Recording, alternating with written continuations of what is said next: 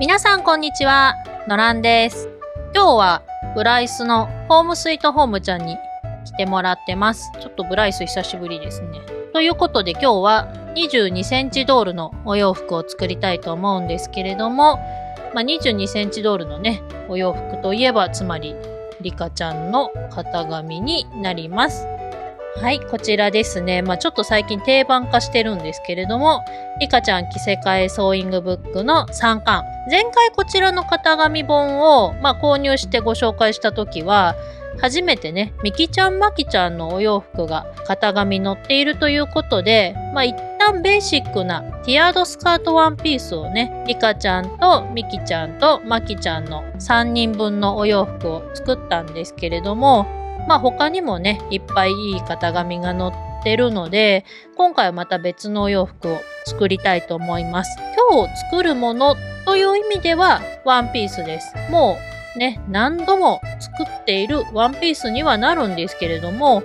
ょっといつもと違うというほどでもないですが、ちょっと思考を変えたワンピースにしようと思ってます。何かというと、このちょうどまさにね、表紙になってるワンピースもそうなんですけれども、袖付きのワンピース、やっぱね、作りたいんです。秋冬になってくると、やっぱノースリーブのワンピースだと、羽織物は絶対いりますし、それでもやっぱちょっと寒そうだったりするので、やっぱね、長袖のワンピースっていうのは、技術的には作れるようになりたいんですけれども、ネックはね、肩の部分と、この袖をくっつけるこのね、湾曲部分が、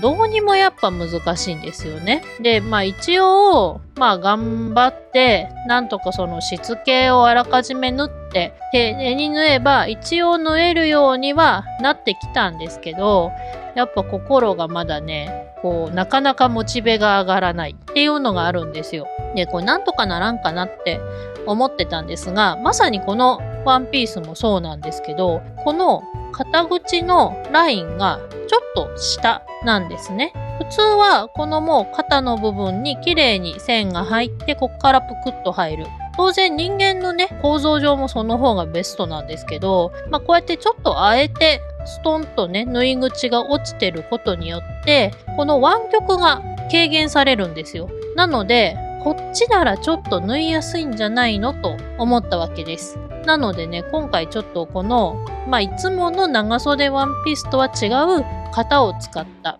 袖の縫い付けがあるタイプのワンピース作ってみようかなというふうに思ってます。あともう一個違う点なんですけれども、まさにね、実は今回作ろうと思ってるのは、これ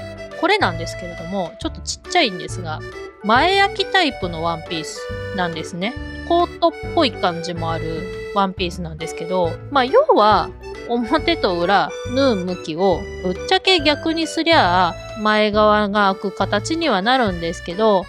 でもちょっとね、今までにない形だなっていうのと、ベルトがついてるんですよ。ちょっとね、なんでおしゃれですよね。いいなって思って、普段作ってるワンピースとは全然違う感じで、ちょっとおしゃれでいいなって思ったので、前開き、ベルト付き、袖、正確にはフリルになってるんですけど、袖付きのワンピースにチャレンジしてみようかなというふうに思います。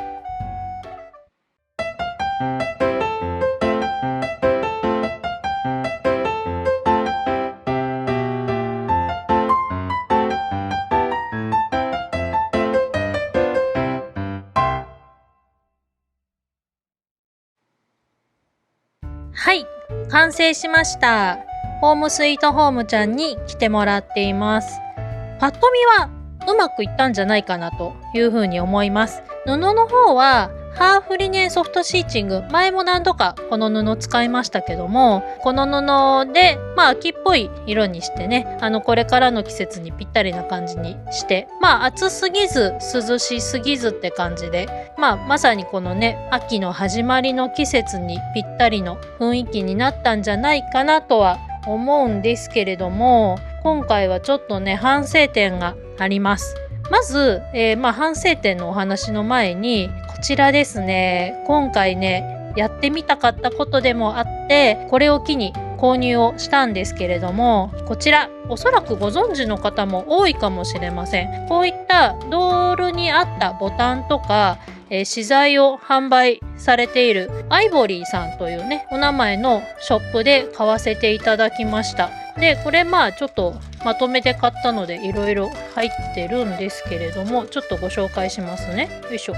私が今回買ったのはまず、ボタンですね。これいろんな色がランダムでミックスで入ってて、何々系みたいな感じで、これだとモノクロ系だっけな。でこれは茶色系の色のボタンが入ってるんですけど、今回まさにこのお洋服に使ったボタンはこのボタンです。本来この型紙本ではもっとちっちゃいボタンを使ってたんですけれども、これもちょっと後で説明する諸事情によりちょっと大きめのボタンにしました。であとはこちらですね。これ前オーバーオールを作った時に三角感がもうどこ行っても売ってなくて、結局売ってたんですけど、その時に D 缶も欲しいなって思ってたので、ちょっとこれを機に D 缶は買いました。あとはこれバックルですね。丸と四角のバックルで、今回こちらに四角のバックルを使っています。これはもう超ぴったりでしたね。実際には通すだけなので非常に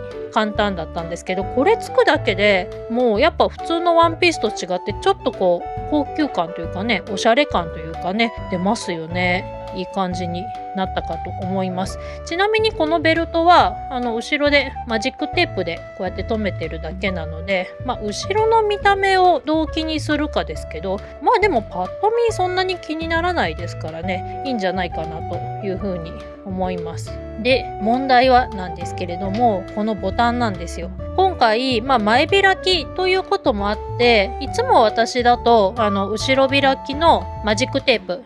薄手のマジックテープを使って後ろ止めするっていうのが多いんですけれども、今回前止めでマジックテープじゃなくてスナップボタン、こういうのですね。これで、5箇所留めてる形にしてるんですが、これがそもそも苦手なんですよ。スナップボタンをつけるという行為がね。でさらにちょっと一応もう私バンドエイド取ってますけど、1,2 週間ぐらい前にもうこの左の親指を思いっきり怪我しまして、今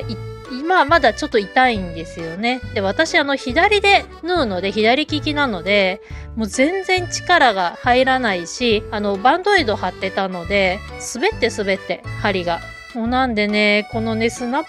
プボタンをつけるのがすごい難しかったです。でそれでなくても汚い上に、これどうしても縫い目が表に出ちゃうんですよね。こう気をつけててもやっぱちょっと隙間から見えてるんですけど、これがいかんともうまくいかなかったので、ちょっと大きいボタンで隠した形にしています。でちょうど完全にスナップボタンと座標を一緒にして5箇所留めてる形にしてますね。こういうボタンの向きもね、本当は全部綺麗に揃ってればいいんですけれども、もうそれすらままならないという感じでね、もうこれはもう半分今指のせいにしてますけど、もう実際にはただただ私の手縫いが下手っていうだけのところです。もう糸もね、ちゃんと糸の色も揃えてないので、ここはもう完全に妥協という感じで済ませてしまいました。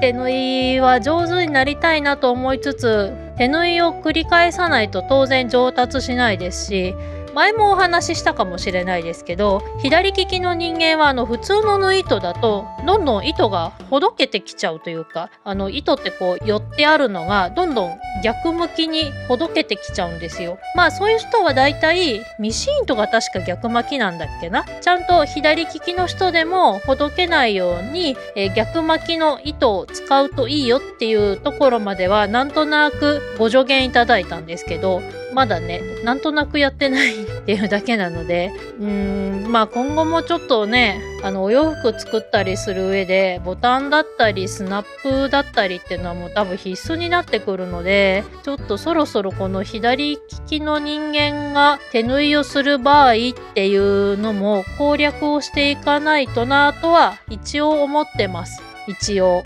でも今回はとりあえず、前開きのねワンピースということで、出来栄えそのものとしてはもうちょっとボタンは目をつぶるんですけど、可愛く仕上がったんじゃないかなというふうに思います。この季節にぴったりのクラシカルな感じでいいんじゃないかなというふうに思います。まだまだね秋とはいえ暑いですのでね、こういうちょっと涼しげだけど秋の雰囲気が味わえるお洋服っていうのはね、作ってて楽しめるかなというふうに思いました。本日はリカちゃん着せ替えソーイングブックの3巻から、前開きのワンピースを作りました。それではまた次回の動画でお会いしましょう。